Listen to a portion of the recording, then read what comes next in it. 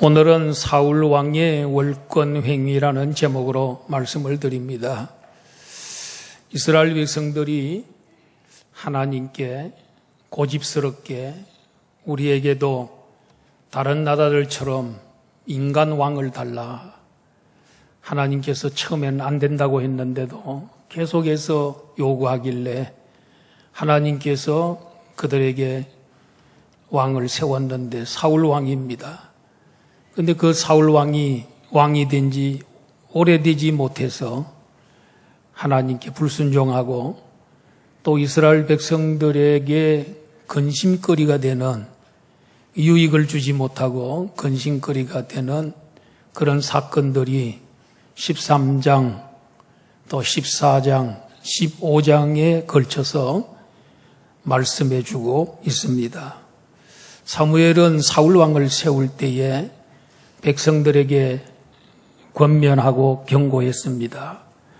이스라엘 백성들을 구원하고 또 이스라엘 백성들에게 복을 줄 사람은 인간 왕이 아니고 하나님이시다. 인간 왕과 백성들은 하나님 말씀에 순종해야 되고 복종해야 된다. 그래야 복을 받는다. 그러나 불순종하게 되면은 복을 받을 수 없다고 경고를 했습니다.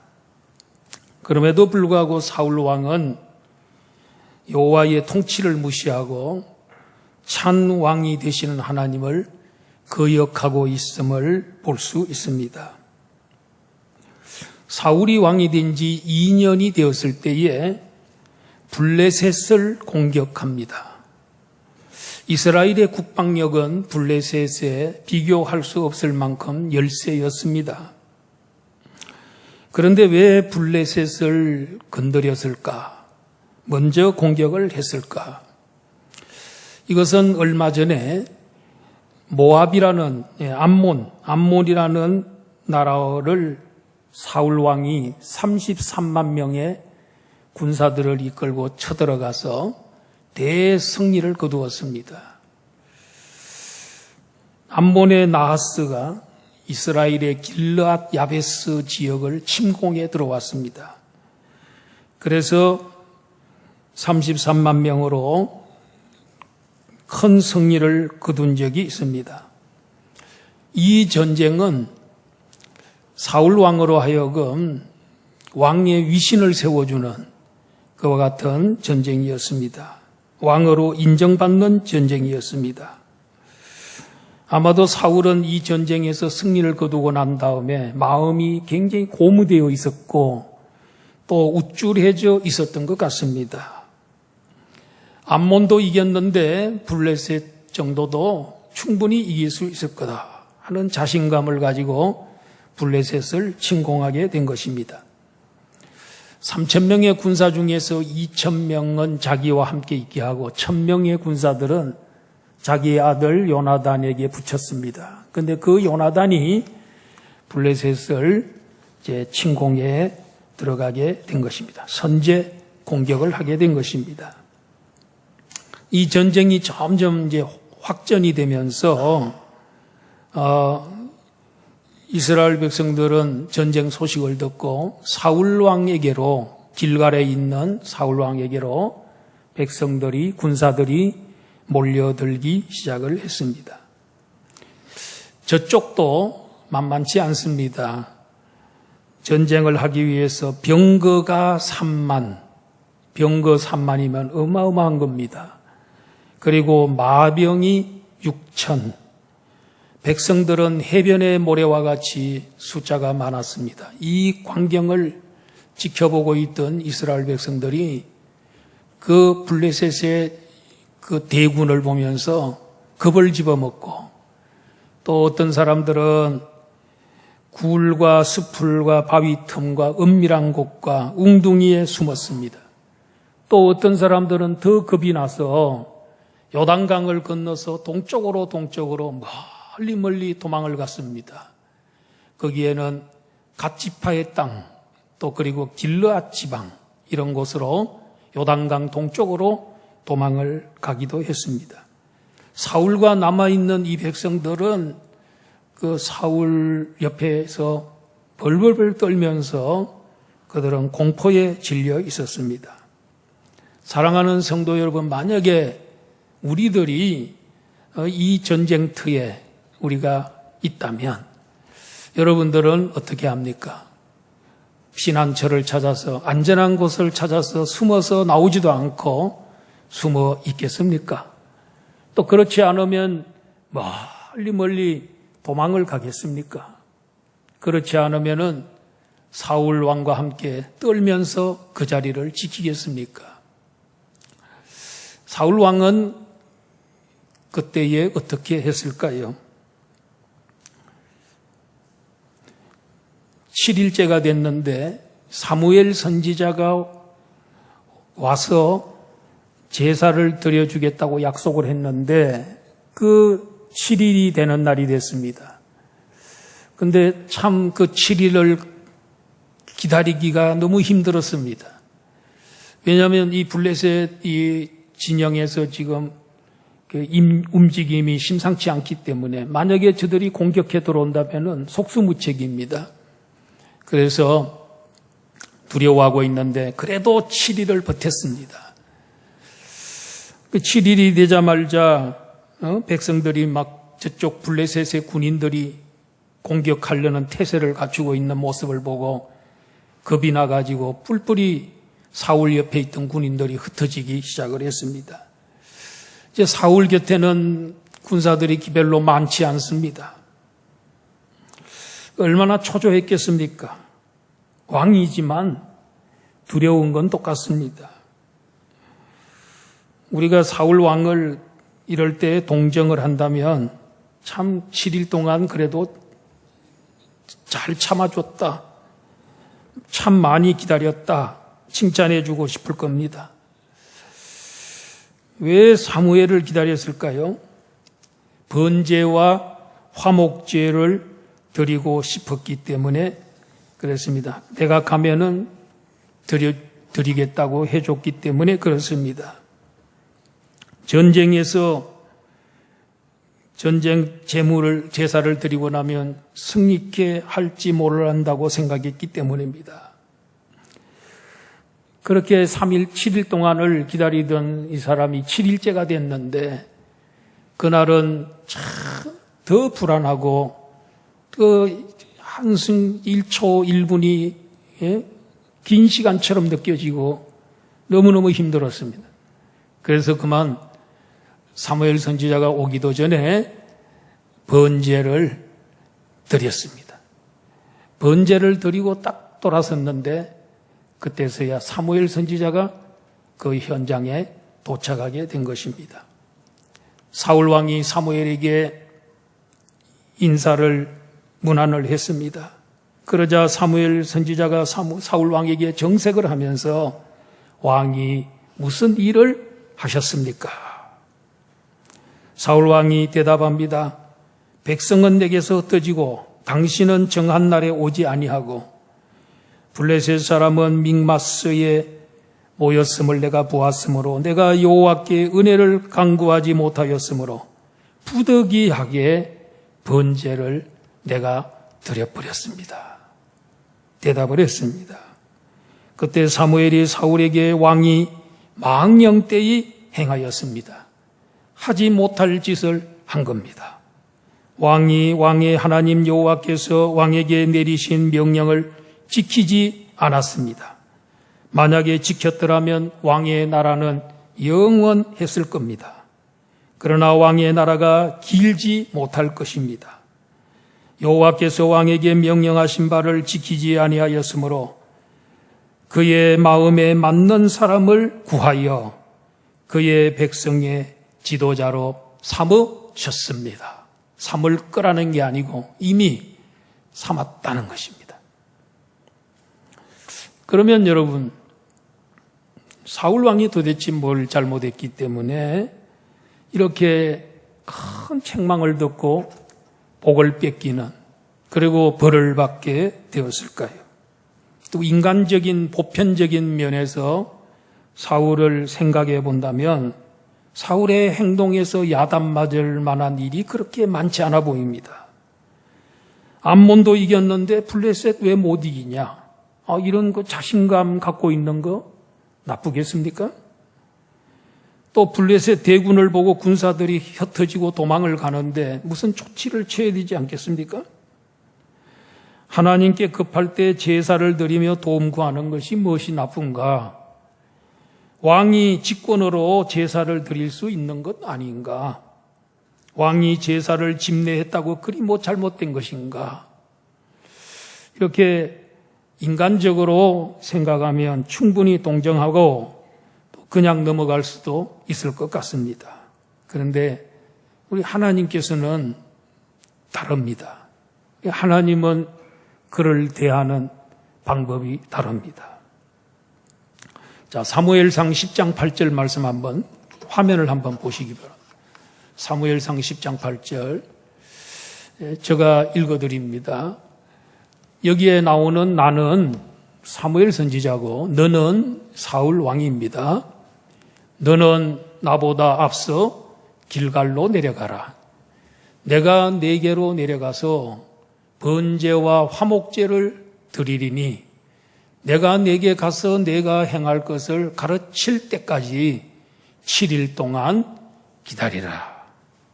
자, 내가 너에게로 길갈로 너가 먼저 가 있으면 길갈로 내가 내려가서 번제와 화목제를 드려주겠다. 제사를 드리고 난 다음에 너가 행할 일을 내가 다 알려줄 거다. 가르쳐 줄 거다. 그때까지 기다리라.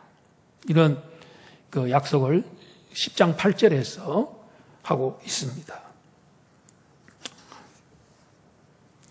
여기 제사장의 이 고유 권한이 제사를 드리는 겁니다. 제사를 집례하는 것 제사장의 권한입니다. 아무나 할 수 있는 게 아닙니다. 제사장의 고유 권한을 누구도 빼앗을 수 없습니다. 또 대신할 수 없습니다.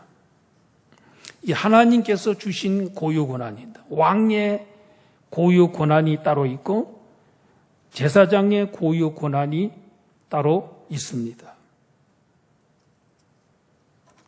그런데 이 왕은 그냥 왕이니까 내가 왕이니까 하면 되지. 제사 왕인데 왜 제사 못 드리냐? 이렇게 자기가 집례할 수 있다고 생각한 것입니다. 이게 왕의 직권으로 그것을 해버린 것입니다. 사울 왕의 이 치명적인 잘못은 월권 행위입니다. 자기의 권한을 뛰어넘는 그 하나님이 주신 자기에게 주신 그 권한을 뛰어넘는 그 행위를 한 것, 월권 행위. 이것이 그의 잘못이라고 볼 수가 있습니다. 상황이 아무리 다급하고 어려워도 월권을 행하면 안 됩니다. 프랑스에 루이 14세가 있었습니다. 이 왕은 절대 군주입니다. 정말 그야말로 절대적인 독재자였습니다. 그런데 이 왕이 뭐라고 얘기했습니까? 유명한 말을 남겼습니다. 짐이 곧 법이다. 내가 곧 법이다. 그 말은 무슨 말이겠습니까? 내가 말한 대로 다 이루어져야 되고 내가 말하는 대로 법을 다 고쳐야 되고 내가 말하는 것이 다 법이 되고 그리고 내가 말하는 대로 다 행해야 된다. 짐이 곧 법이다. 얼마나 참 물론 사람들이 볼 때는 대단하다 이러지만은 교만한 거죠. 그런데 이 루이 그 14세가 나라를 다스릴 때에 그 유명한 베르사유 궁전, 그건 지금도 참 화려합니다. 저도 몇 차례 가봤는데 그 베르사유 궁전을 50년 동안 짓습니다. 얼마나 화려하고 웅장하게 크게 짓겠습니까? 그리고 그가 이제 재직을 하는 동안에 이렇게 화려하게 궁전 생활을 함으로 인해서 백성들이 재정적으로 큰 어려움을 겪게 되었습니다. 그런데 그가 죽을 때는 짐이 법이다 그러지 않고 짐은 이제 죽는다. 그러나 국가는 영원하리라. 짐이 법이다 그래야 되는데 이제 죽는 순간에서는 한보 양보해서 짐은 죽지만은 이제 그 국가는 영원하리라는 말을 남겼습니다. 그때 당시에 프랑스에 2천만 명이 국민이었는데 프랑스 국민들이 그 왕 때문에 지쳐 있었고 또 전쟁은 끊이지 않았고 세금 압박으로 인해서 고통을 당했습니다. 그런 가운데 기근이 심했습니다. 또 전염병이 창궐했습니다. 그래서 1710년도에는 한 해에 30만 명의 백성들이 죽는 그런 불행한 일이 일어나기도 했습니다. 루이 14세는 절대자로 추앙을 받았지만은 백성들로부터 원성을 많이 들었습니다. 그리고 또 대규모 폭동이 일어날 뻔 했는데 그 순간에 그는 생을 마감하게 된 것입니다. 절대 권력은 절대 부패를 낳는 것 같습니다. 이 왕은 교만한 것입니다. 인간은 이렇게 절대적이지 않습니다. 그런데 절대자인 것처럼 행세를 했습니다. 교만한 것입니다. 잠언 16장 18절 한번 띄워주시기 바랍니다. 잠언 16장 18절입니다. 다 같이 한번 읽어보겠습니다. 시작. 교만은 패망의 선봉이요 거만한 마음은 넘어집의 앞잡이니라. 여기 보면요, 교만이 있습니다. 교만이 제일 앞장섭니다. 그러면 그 교만의 앞장선 교만의 뒤따라서 누가 오냐면 패망이 온다는 거예요. 교만을 보거든 패망이 가까웠구나. 교만을 보거든 패망이 곧 올 거다. 패망하고 말 거다 하는 걸 알아야 된다. 그리고 거만한 마음을 보거든 넘어짐이 뒤따라 오겠구나. 이 구절은 바로 교만은 패망의 선봉에 서 있고 거만한 마음은 넘어짐의 앞잡이니라. 참 유명한 성경 구절이죠. 사울 왕은 이 교만한 마음, 내가 왕인데 아무리 다급해도 자기의 권한을 벗어나서 제사는 제사장만이 드릴 수 있는 겁니다. 하나님이 정한 법입니다. 하나님이 주신 특권입니다. 그런데 왕이라 치고 그 모든 것을 권한을 벗어나서 자기가 제사를 드려버렸습니다. 번제를 드리게 된 것입니다. 여러분, 상황이 급했을 때 사울 왕이 그때 백성들은 막 흩어지려고 하고 그럴 때 뭐 했으면 좋겠어요? 여러분 같으면 뭐 하셨겠습니까, 여러분? 우리 성도들이 마지막으로 할 수 있는 거 그것밖에 없지요. 뭐지요? 뭐예요? 부러지죠? 기도하는 거. 부러지죠, 기도하는 거. 왕이 말이죠. 그래도 이스라엘이라는 선민, 하나님이 택한 나라의 왕입니다. 그 구약 이스라엘은 사실은 구약 교회와 같습니다. 그 교회의 지도자입니다. 사울 왕이. 그 지도자가 믿음으로 말해야죠. 하나님이 세우셨고 하나님 선택받은 사람이고, 그러면 믿음으로 우리가 할 일은 살아계신 하나님 앞에 엎드리는 것밖에 없다. 우리가 하나님 앞에 무릎 꿇고 기도하고 통성으로 기도하고 부르짖어 기도하자. 그러면 하나님 앞에 막 도망가려는 사람 도망가지 못하게 만들고, 만약에 7일 동안 사무엘을 기다리는 7일 동안 기도만 계속했다면 얼마나 놀라운 승리를 그들이 거두게 되었을까요? 이스라엘 백성들이 미스바에 모여서 사무엘 선지자가 사무엘상 7장에 보면 온 국민들을 미스바로 모이라 그럽니다. 그 미스바에서 성회를 개최했습니다. 회개 운동을 전개했습니다. 그리고 우상을 다 버렸습니다. 하나님 앞에 눈물로 해가 금식하면서 기도해서 하나님의 도우심을 구하고 블레셋으로부터 건진받는 역사가 일어났습니다. 이번 주 수요일 날 저녁에 우리 구TV, 우리 보통 CTS가 있고 CBS가 있고 구TV 이 세 가지가 굉장히 유명한 기독교 방송국들인데 구TV에서 여기 안양, 의왕, 과천 이 세 지역의 교회 지도자 연합회를 모아가지고 기도회를 개최합니다. 국가를 위한 기도회, 세상을 위한 기도, 교회를 위한 기도회 하는데 거기에 설교를 누가 합니까?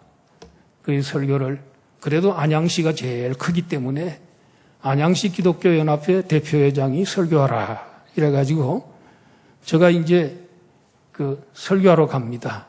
구TV에 설교하러 가는데 이번 수요일 날은 녹화입니다. 녹화.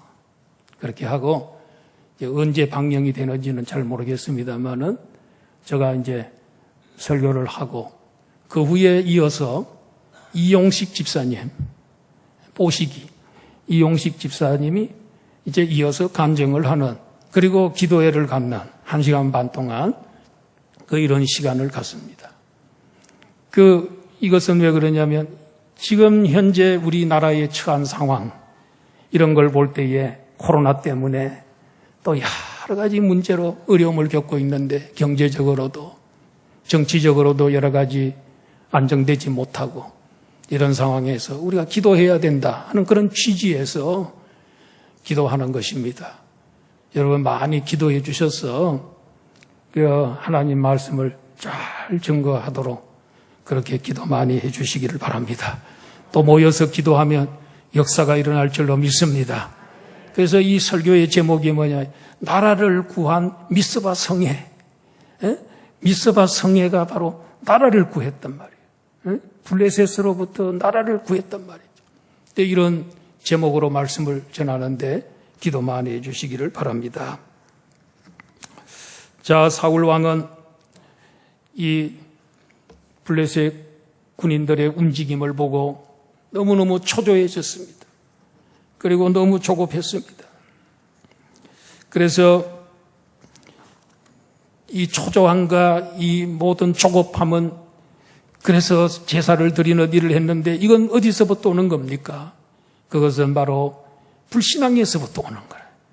하나님을 신앙하고 우리 하나님을 굳게 믿었다면 아까처럼 엎드려 기도하면 다 응답된다고 믿으면 겁낼 것 없는데 하나님 보라보지 아니하고 그 환경을 바라보고 블레셋 군인들만 바라보니까 겁을 먹을 수밖에 없지요.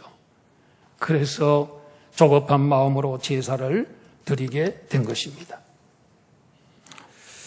그리고 블레셋을 여러분 선제 공격을 하게 된 것은 이 사울 왕이 마음속에 욕심이 있었기 때문에 그렇습니다.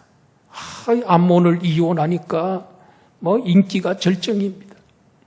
인기가 막 올라갑니다. 이번에 이 블레셋을 이기게 되면은 그야말로 참 끝내준다 이렇게 생각했던 것 같아요. 이런 욕심이 자기를 나타내려는 내가 왕이 됐는데 성과를 올려야 된다는 조급한 마음이 결국은 제사를 드리게 되고 블레셋을 공격하는 데까지 이르게 됐습니다. 블레셋을 공격하기 전에 하나님께 좀 물어보고 그리고 선지자와 상담을 하고 했더라면 얼마나 좋겠어요. 나중에 다윗을 보세요.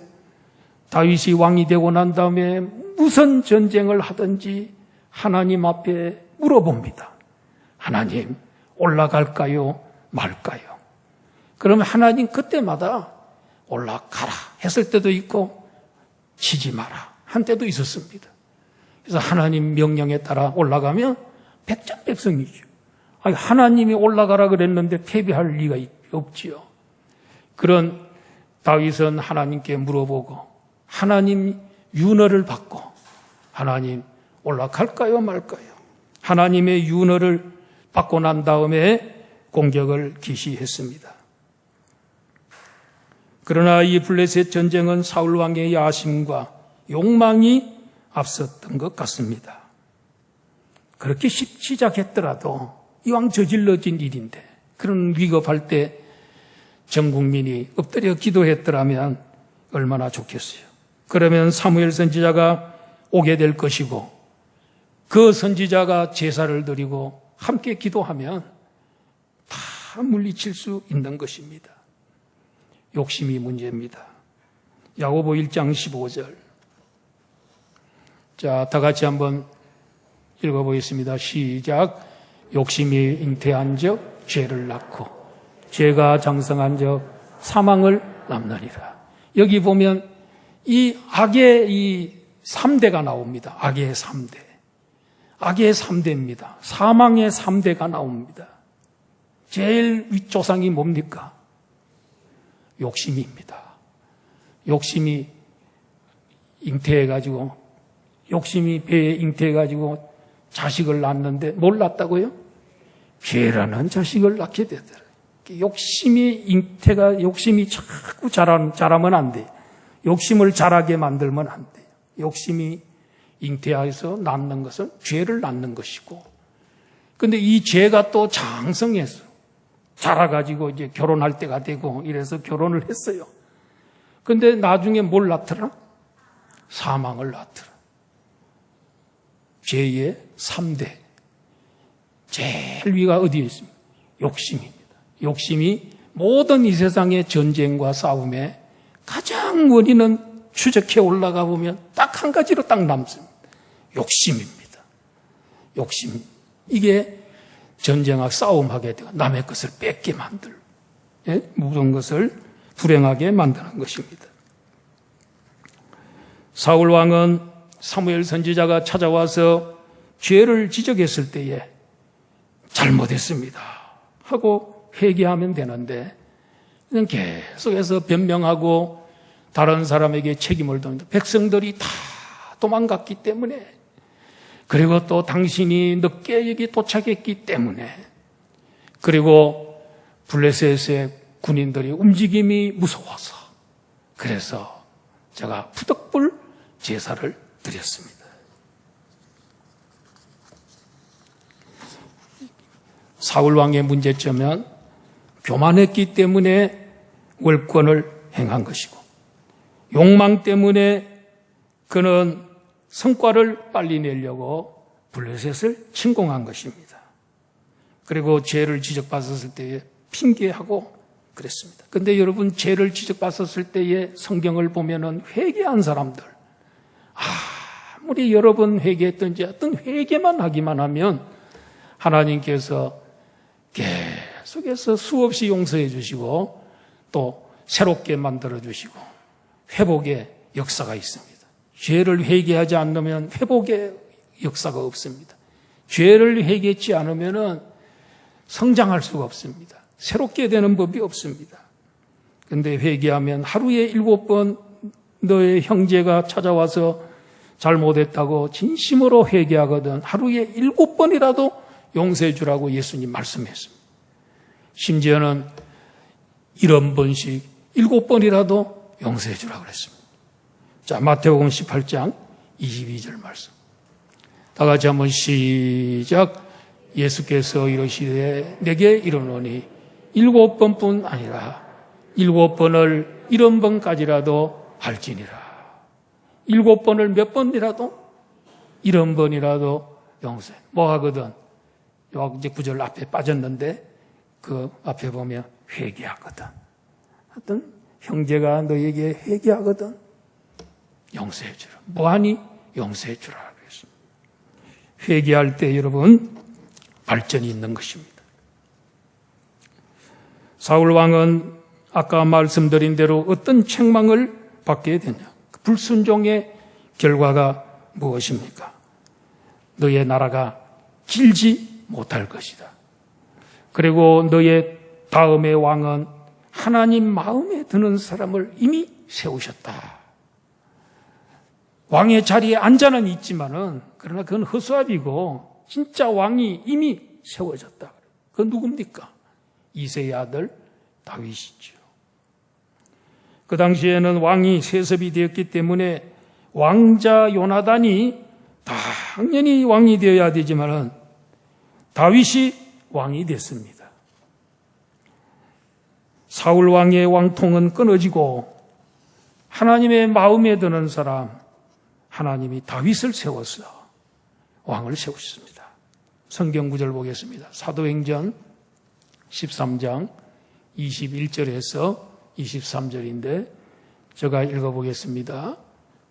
그 후에 그들이 왕을 구하거늘 하나님이 베냐민 지파 사람 기스의 아들 사울을 40년간 주셨다가 사울 왕은 40년 동안 통치를 했습니다. 그들이 왕을 요구하길래 하나님 처음엔 안 된다 그랬습니다. 내가 왕인데 뭐 다른 왕이 뭐 필요하냐. 그런데 그들은 계속해서 집요하게 우리도 다른 나라들처럼 인간 왕이 있어야 되겠다. 왕을 주세요. 이래서 세운 왕이 사울 왕입니다. 그런데 사울 왕은 참 실패한 왕입니다.